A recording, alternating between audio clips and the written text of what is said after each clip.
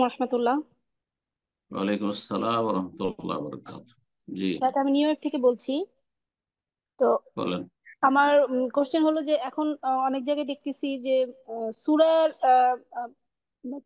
মানে সুরার serial maintain করা নামাজে জরুরি, অনেকে বলতেছে এইটা সম্পর্কে জানতে চাচ্ছি। এবং কেউ যদি ফার্স্ট রাকাতে আহ, সূরা নাস পড়ে ফেলে, তাহলে পরবর্তী রাকাতে নাকি সূরা নাসই পড়তে হবে। তো এটা কতটুকু হাদিস দ্বারা প্রমাণিত, এটুকু জানতে হুম। চাচ্ছি।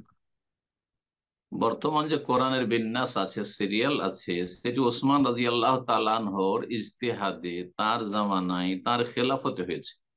তাহলে তার আগে রসুল্লাহ আমলে এই তরতিব, এই বিন্যাস ছিল না, এই সিরিয়াল ছিল না।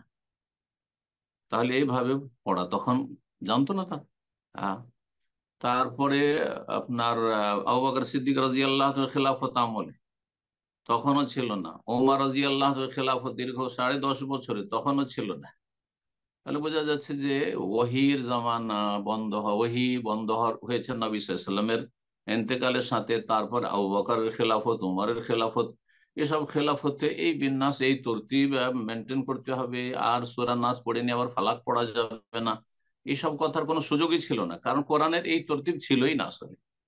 কোরআন এইভাবে তরতিবের সাথে মুসাফে উসমানীতে, নামই হচ্ছে মুসাফে ওসমানী, মানে ওসমান রাজি আল্লাহ তালানহর খেলাফতে এবং তার নেতৃত্বে এই মুসহাফ সংকলন করা হয়েছে, সূরা ফাতিহা দিয়ে শুরু এবং সূরা নাসে গিয়ে শেষ। তারপরে সাহাবায়ে কেরামদের বিভিন্ন আরো আপনার তাদের ব্যক্তিগত মুসহাফ ছিল, যেমন এই মুসহাফ ইবনে মাসউদ, আব্দুল মাসউদ রাদিয়াল্লাহু মুসহাফ ছিল, সেখানে তার বিন্যাস আলাদা ছিল। তারপরে নবী সাল্লাল্লাহু আলাইহি ওয়াসাল্লামের হাদিস রয়েছে, নাসাই আবু দাউদ হাদিস রয়েছে যে রাসূলুল্লাহ সাল্লাল্লাহু আলাইহি ওয়াসাল্লাম প্রথমে সূরা বাকারা পড়লেন, তারপরে নেসা পড়লেন, তারপরে আলে ইমরান পড়লেন। অথচ বাকারার পরে আল ইমরান, আগে নেশা তারপরে আল ইমরান পড়লেন। কিন্তু সেটা যদি জায়েজ হয়, তো নাসের পরে ফালাক পড়া, এখলাস পড়া, সূরা আসর পড়া, যে কোনো সূরা পড়া, সূরা নাবা পড়া জায়েজ, কোনো অসুবিধা নেই। সমস্ত ওলামাদের কাছে তিন মাযহাবে এতে কোনো আপত্তি নেই। একমাত্র একটি মাযহাবে তারা বলছে না, এই কোরআনে যে তরতিব রয়েছে মুসাফি হোসেন, সেটা ফলো করতে হবে।